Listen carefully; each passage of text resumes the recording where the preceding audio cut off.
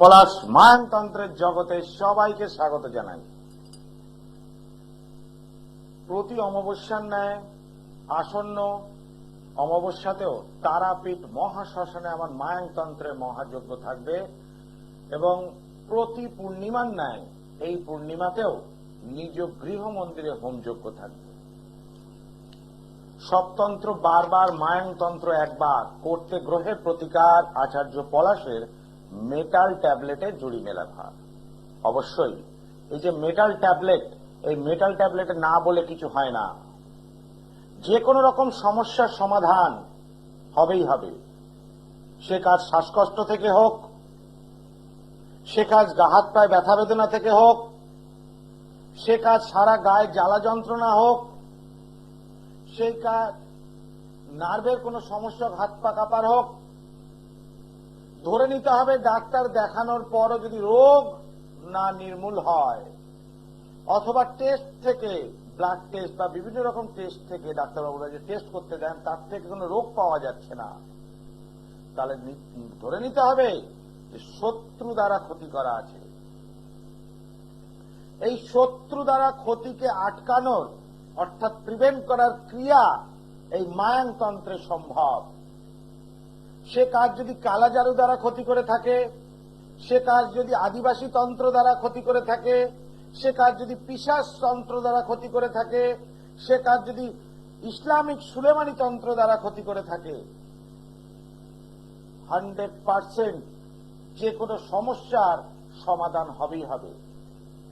ভূতের ভয়ে সবসময় গা ছমছম করছে, সেক্ষেত্রে এমন একটা কবচ ধারণ করিয়ে দিলে এই মেটাল ট্যাবলেটের সঙ্গে, তাহলে ভূতের ভয় চলে যাবে।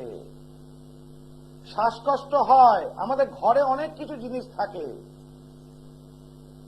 এলাচ, লবঙ্গ, দালচিনি, তারপর মৌরি, সুপুরি ইত্যাদি ইত্যাদি ইত্যাদি ইত্যাদি, মরিচ থাকে, জিরে থাকে।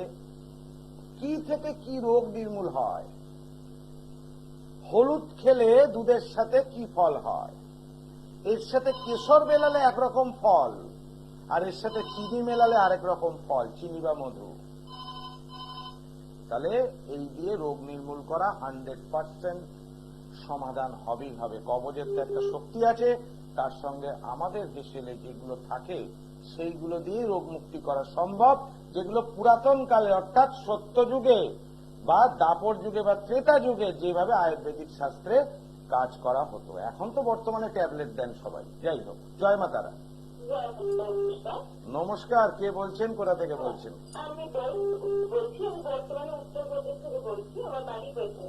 আচ্ছা, এখন উত্তরপ্রদেশ থেকে বলছেন আপনি? আচ্ছা, তা আপনার কি জানার আছে মা, বলুন। জানার আছে বলতে আমার একটু কেরিয়ারের ব্যাপারে জানতে চাইছি। আর আমার কয়েকদিন বাদে একটা পরীক্ষা আছে, তো আমি আমার দিক থেকে যে সমস্ত যথাযথ ডাক্তারকে একটু বলেন যে কিভাবে কি কেমন কি হবে। আচ্ছা, আপনি আমার অনুষ্ঠান আগে দেখেছেন না, আজকে চ্যানেল ঘোরাতে ঘোরাতে পেলেন? না না না না, আমি অ্যাকচুয়ালি বাইরে থাকি, কারণ ফোনে আপনার করি। আচ্ছা, ফোনে ফলো করেন, করেছি কিন্তু মানে ইউটিউবে ফলো করেন, তাই তো? হ্যাঁ হ্যাঁ। আচ্ছা, বলুন আপনার নামটা বলুন। আমার নাম বর্ষা ঘোষ। বর্ষা ঘোষ, বর্তমানে বেনারস থেকে বলছেন। জন্ম তারিখ বলুন। জন্ম সময়টা বলুন আগে আমার। জন্ম সময়, ডেট অফ বার্থ।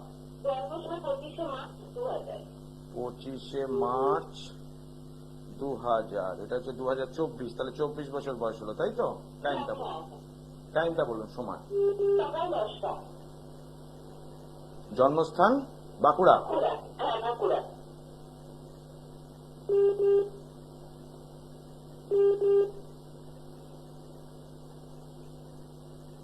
আপনার কি শনিবার জন্মবার? ঠিক আছে মা, শনিবার জন্মবার। তোমার হচ্ছে বৃশ্চিক রাশি, বৃষ লগ্ন, অনুরাধা নক্ষত্রে জন্ম, তাই তো? এটা জানো? আচ্ছা, খুব তাড়াতাড়ি ঠান্ডা লেগে যায়, রাত জাগার প্রবণতা আছে নাকি? আর মাথা তো খুব গরম, খুব জেদি, তাই না? আচ্ছা, তোমার প্রশ্ন কি নিয়ে, কি নিয়ে করতে চাইছো ভবিষ্যতে?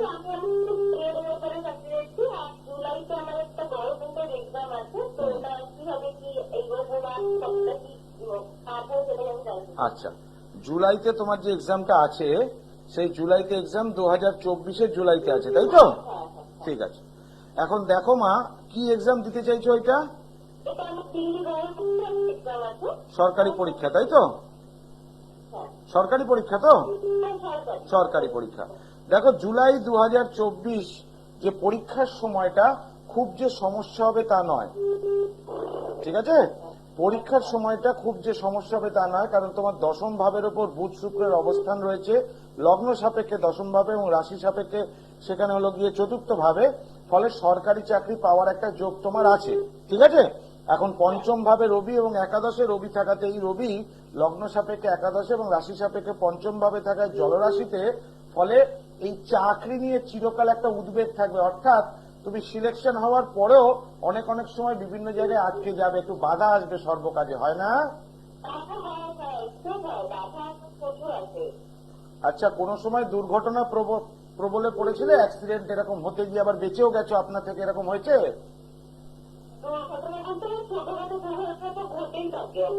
ঘটেই থাকে। এর সঙ্গে কি রক্তপাত হয়? রক্তপাত হয় না, কিন্তু দুর্ঘটনা ঘটেই থাকে। ঠিক আছে। দেখো, এই যে সময়টা যাচ্ছে, বর্তমান সময় দিয়ে তোমার খুব একটা সমস্যা হবে না, এই জায়গাটা হবে না। তবে তোমার জীবনের সমস্যা, চাকরি নিয়ে তো পেতে পেতে খুব কষ্ট করে চাকরিটা হবে, হবে না তা নয়, কিন্তু আরেকটা জায়গায় একটা বড় সড় সমস্যা হয়ে যাবে মা, ঠিক আছে? যাই হোক, আজকে তোমার চাকরি নিয়ে প্রশ্ন ছিল, আমি চাকরি নিয়ে সমস্যা করব, সমাধানের চেষ্টা করলাম, আশা করি তুমি উপকৃত হবে। তবে একটা জিনিস বলবো, বিয়েটা হয়েছে কি? বলছি বিয়ে হয়েছে? হয়নি? একটু তাড়াতাড়ি বিয়ে করে নাও, সন্তান হওয়া নিয়ে সমস্যা হবে। জয় মাতা। যাই হোক, এখন মা যেহেতু বলতেই তো হবে, কারণ মানুষের জীবনের ভবিষ্যৎ, চাকরি কেরিয়ারের সঙ্গে সঙ্গে তারপর আসবে বিবাহ, তারপর স্টাবলিশমেন্টের পর আসবে একটু সন্তান, সেই জায়গাটাই বাধা যদি হয় তাহলে মাতৃত্বটা পূর্ণ হবে না। আজকে আমি এই এপিসোডের সঙ্গে রামকৃষ্ণদেবের বাণী আপনাদের বলবো। আমি অমৃত কথা থেকে এরকম 4টে বাণী তুলে নিয়ে এসেছি আপনাদেরকে বলার জন্য। অবশ্যই লাইভের সময় পেলে আমি নিশ্চয়ই বলবো, তার আগে একটু কলার বন্ধুকে দেখে নিই। জয় মা তারা। জয় মা তারা। বলুন, কে বলছেন, কোথা থেকে বলছেন? আচ্ছা, সুনীল রায়। অনির্বাণ রায়। অনির্বাণের জন্ম তারিখ বলুন। 6 জুন 1995। টাইমটা বলুন। জন্মস্থান? জন্মস্থানটা বলুন। ইছাপুর, মানে হচ্ছে আপনার উত্তর 24 পরগনা। প্রশ্ন কি নিয়ে? প্রশ্ন হচ্ছে যে ওর ক্যারিয়ারটা তো খুব ভালোভাবেই হচ্ছে, কিন্তু ওর মানে এখন চেঞ্জ আসছে, অনেকগুলো সুযোগ আছে, চেঞ্জ কি করবে না থাকবে, আর বিয়ে শাদী আরো আমাদের কি হবে বুঝতে পারছি, এই একটা ব্যাপার। আচ্ছা, বর্তমানে ও যে চাকরি করছে সেখানে আরো উন্নতির আরো প্রপোজাল আসছে, তাই তো? আরো বেটার অপরচুনিটি আসছে। ঠিক আছে। এখন বর্তমানে আচ্ছা, তা আমি বলবো এই মুহূর্তে পুরনো কোম্পানি ছেড়ে যদি নতুন জায়গায় যায়, বা পুরনো কোম্পানিও যদি থেকে যায়, সেখানে কি পার্মানেন্ট পুরনো কোম্পানিতে যেখানে আছে এখন? তাহলে আমি বলবো চাকরি না ছাড়তে। তার কারণ এই সামনে 2 মাস পর থেকেও চাকরি চলে যাওয়ার সম্ভাবনা আছে। সেই জন্য নতুন অপশনে গেলে যদি চাকরি চলে যায়, সেক্ষেত্রে কিন্তু আক্ষেপ থাকবে। তা পুরনো জায়গায় থাকাটাই ভালো। জয় মাতারা। 2 মাস পর থেকে খারাপ সময় শুরু। 2 মাস পর থেকে আপনার ছেলের খারাপ সময় শুরু হবে। বলুন, আর কি আছে?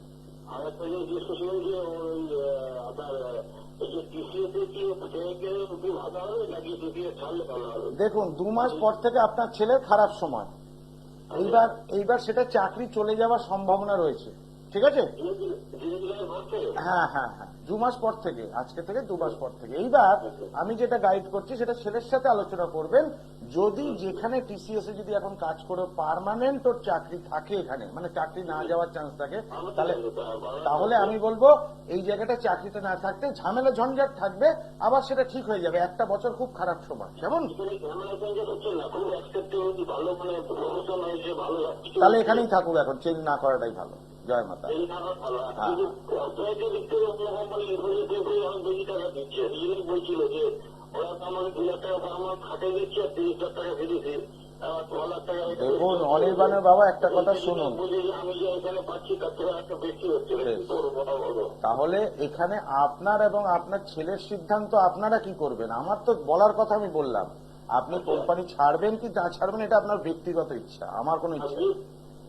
আমি শুধু গাইড করতে পারি, সেই পথ অনুসরণ করবেন কি করবেন না সেটা আপনাদের সম্পূর্ণ ব্যক্তিগত ইচ্ছার উপর থাকে। আমি কাউকে প্রেসারাইজ করি না, কাউকে ভয়ও দেখাই না। এই যে বলি সমাধানের পর কাজের মূল্য, যারা চেম্বারে এসেছেন প্রত্যেকটা লোক জানে, আগে তাদেরকে আমি কবস্তাবিজ যা দেওয়া দিয়ে দিই, সমাধান হয়ে গেলে তারপর আমাকে মূল্য দিয়ে যায়। এটা টিভিতে বলি আর চেম্বারে একরকম তা নয়, কারণ আচার্য পলাশ পারে না এমন কোনো কাজ নেই। হ্যালো, আচার্য পলাশ পারে না এমন কোনো কাজ নেই। বলুন জয় মা তারা, কে বলছেন জয় মাতা। বলুন, কে বলছেন, কোথা থেকে বলছেন? আমি পূর্ব মেদিনীপুর থেকে বলছি। কোথা থেকে মা? পূর্ব মেদিনীপুর। পূর্ব মেদিনীপুর। আচ্ছা আমার মেয়ের সম্বন্ধে। আচ্ছা, প্রথমে আপনার নামটা শুনি, কি নাম আপনার? আমার নাম কাপড় চক্রবর্তী। কাকলি চক্রবর্তী। মেয়ের নাম কি? রিয়া চক্রবর্তী। আচ্ছা, রিয়ার জন্ম তারিখ বলুন। 2009। প্রথমে তারিখটা বলুন মা। 2009 22 অক্টোবর। 22 অক্টোবর 2009। তাহলে এখন 15 বছর বয়স। আগে কত বয়স? 15 বছর তো। বয়স চলছে। 15 চলছে। টাইমটা বলুন, জন্ম সময়। জন্ম বিকাল 5টা 25 বিকেল 5টা 25। 35। জন্মস্থান কি পূর্ব মেদিনীপুর? ওটা হচ্ছে দেবরা। ডেবরা তো পশ্চিম মেদিনীপুর। হ্যাঁ। আচ্ছা, কি প্রশ্ন বলুন। মেয়ের সম্বন্ধে একটু জানতে চাই। অত বিশাল আরে বাবা শুনুন, আপনার মেয়ের ভবিষ্যৎ তো বিশাল, অতগুলো কি বলবো। ওই কৌতূহল বশত আমাকে ফোন করবেন না। যদি কোনো বিশেষ কারণে যদি প্রশ্ন থাকে সেটা আমাকে করতে পারেন, টোটালি ফ্রি কনসালটেন্সি। বলুন। ভবিষ্যৎ বলার ক্ষমতা আমার নেই, ও ভগবানের আছে, ভগবানকে ফোন করুন। কি জানতে চাইছেন সেটা বলুন, ভবিষ্যৎ না কোনো স্পেসিফিক কিছু আছে? আমরা কবিরা এখন ফোন একটা করে কিছু বলে দিন না। কি ও রাশি লগ্ন বলে দেবো? আচ্ছা আচ্ছা ঠিক আছে, হ্যাঁ সেটা বলে দিতে পারি। বৃহস্পতিবার জন্মবার, তাই তো? হ্যাঁ হ্যাঁ। লগ্ন হচ্ছে মেষ লগ্ন, আর রাশি হচ্ছে বৃশ্চিক রাশি, জ্যৈষ্ঠ নক্ষত্রে জন্ম। মেয়ের মাথাটা একটু গরম আছে আর অল্পেতে ঠান্ডা লেগে যায়, রাত জাগার প্রবণতা আছে, মোবাইল ঘাটার প্রবণতা আছে। গুরুচণ্ডাল দোষ ওর জীবনে কেরিয়ারকে নষ্ট করে দেবে। জয় মা তারা। পড়াশোনা এবং কেরিয়ার, ভবিষ্যৎ বিশাল বড়। এতখানি বলা আমার ক্ষমতা নেই, আমি একদম আপনাদের সামনে সারেন্ডার করছি। ভগবানকে ফোন করুন, সেখানে পেয়ে যাবেন। আর ঈশ্বরের সন্তানকে যদি ফোন করতে হয় তাহলে সৃষ্টি টিভির পর্দায় এখন বর্তমান লাইভ অনুষ্ঠানে ফোন করুন, যে কোনো একটি প্রশ্ন করুন, অতি অবশ্যই উত্তর দেব। কিন্তু একাধিক প্রশ্নের কোনো উত্তর আমি দিতে বাধ্য নই বা দিও না। জয় মা তারা। নমস্কার। জয় মা তারা। বলুন, কে বলছেন? আমি একটু ভাইয়ের সম্পর্কে জানবো। ভাইয়ের নাম কি? গৌতম দাস। গৌতম দাস। কোথা থেকে বলছো মা? গোবরডাঙ্গা থেকে বলছি। গোবরডাঙ্গা। তোমার নাম কি? আমার নাম পিয়ালি দাস। পিয়ালি দাস। ভাইয়ের জন্ম তারিখ বলো। 16 ফেব্রুয়ারি 1997 সাল। 16 ফেব্রুয়ারি 1990। হ্যাঁ কত বললে? 28। আচ্ছা 28 ফেব্রুয়ারি 1997। হ্যাঁ হ্যাঁ। টাইমটা বলো মা। সকাল 10:30টাতে। জন্মস্থান কোথায়?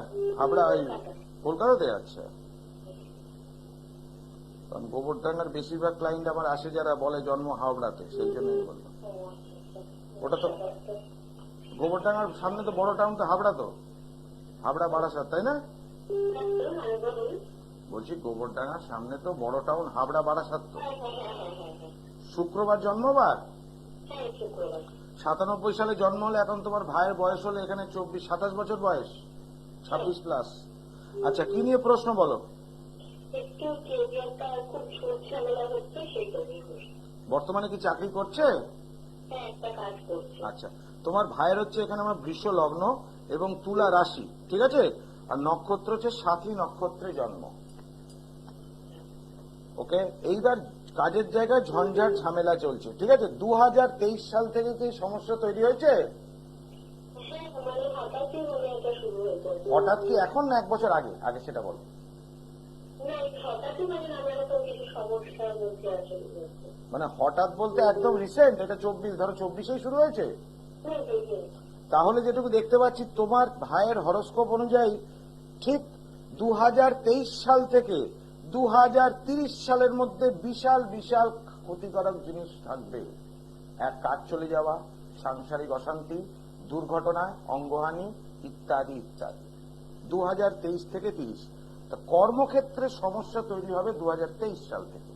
সেইটা যদি 24 সাল থেকে হয় তাহলে ঈশ্বর আপনাকে একটা সুযোগ দিয়েছে এটা ঠিক করার জন্য। একটু গ্রহগত প্রতিকার দরকার, নইলে কিন্তু সব থেকে চাকরি যাওয়াটার থেকে দুর্ঘটনা যদি অঙ্গহানি হয় সেটা আরো বড় ঘটনা।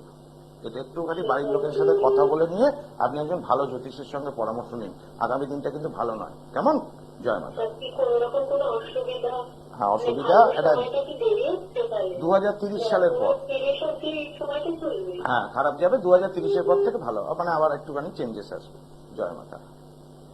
ফোনে যাদের জানার ইচ্ছে আমি নিশ্চয়ই সহযোগিতা করব, আর যেটুকু করব একদম সঠিক করব। কেউ বলতে পারবেন না আমি পক্ষপাতিত্ব করেছি, বা যার ক্ষেত্রে খারাপ দেখবো অবশ্যই বলে দেবো, যার ক্ষেত্রে ভালো দেখবো অবশ্যই বলবো। সময় ভাই কতখানি আছে, বেশি সময় নেই। আমি একবার রামকৃষ্ণ দেবের বাণীগুলো বলবো, এখন কোনো ফোন নেব না। আচ্ছা, আর একটা ফোন নেব, লাস্ট 5 মিনিট, আর কোনো ফোন নেব না আমি। জয় মা তারা। বলুন, কে বলছেন, কোথা থেকে বলছেন? সন্তোষপুর, কলকাতা সন্তোষপুর। হ্যাঁ, বজবজ, সেই তো বললাম কলকাতা সন্তোষপুর তো ওটা। আচ্ছা, কি নাম মা আপনার? আপনার নামটা শুনি। আপনার নাম কি? আপনার নাম টিঙ্কু রায়। আচ্ছা, ছেলের নাম দীপ রায়। আচ্ছা, জন্ম তারিখ বলুন দীপের। 7/9/2000। টাইমটা বলুন মা। দুপুর 1:03 কলকাতা। 2000 সালে জন্ম যদি হয় তাহলে এখন 24 বছর যাচ্ছে। 24 হয়নি, 23+। বৃহস্পতিবার জন্মবার। আচ্ছা, বৃহস্পতিবার জন্মবার। ওর যেটা দেখতে পাচ্ছি ধনু লগ্ন এবং ধনু রাশি, মূলা নক্ষত্রে জন্ম। লগ্নের উপর, রাশির উপর কেতু অবস্থান করছে, সপ্তম ভাবে রাহু। ছেলে তো দেখতে সুন্দর, হ্যান্ডসাম ছেলে, তাই না? এখন প্রশ্ন কি মা বলুন? চাকরি করছে না ছেলে? আচ্ছা, কি করেছে? ইঞ্জিনিয়ারিং করেছে? গ্রাজুয়েশন করছে, বিএ আর্টস নিয়ে পড়েছে, তাই তো? আচ্ছা, ও কি সরকারি চাকরির জন্য চেষ্টা করেছিল কোনো সময়? ওই পুলিশের চাকরি হবে ছেলে, এটা হবে, পুলিশের চাকরি হবে। 5 থেকে ছেলে বলে দিচ্ছে কবে হবে, তাই তো? Very good. চাকরির যোগ 2023 থেকে 2024-এর মধ্যে ছিল তো। 2023-24-এর মধ্যে ছিল, এমনকি 2023 থেকে 2024-এর ফেব্রুয়ারি অবধি খুব ভালো যোগ ছিল চাকরির। এখন আর চাকরির যোগ নেই। পরীক্ষা দিয়েছিল? আচ্ছা, এই জায়গায় অন্য ব্যাপার না, পাস করতে পারবে, কিন্তু ওই যোগটা খুব ভালো ছিল, ওই যোগটা বেরিয়ে গেছে। এখন আর 25 সালের আগে কোনো যোগ নেই, ঠিক আছে? আবার যেটা আছে 25 সালের পর, এখন চাকরি দেওয়াও না দেওয়া সমান, পরীক্ষা দেওয়া। আর চাকরির যোগ নেই, বেরিয়ে গেছে। ফেব্রুয়ারি মাসের লাস্ট ছিল, খুব ভালো যোগ ছিল ছেলের চাকরি। এখানে মানে লগ্ন এবং রাশির উপর কেতু আছে তো, কোন গুপ্ত শত্রু দ্বারাও চাকরিটা বেঁধে দেওয়ার কাজও কেউ করতে পারে, কোন শত্রু তোমাদের। হ্যাঁ, এইটা নিয়ে তো সমস্যাটা হবে, আর কিছু না।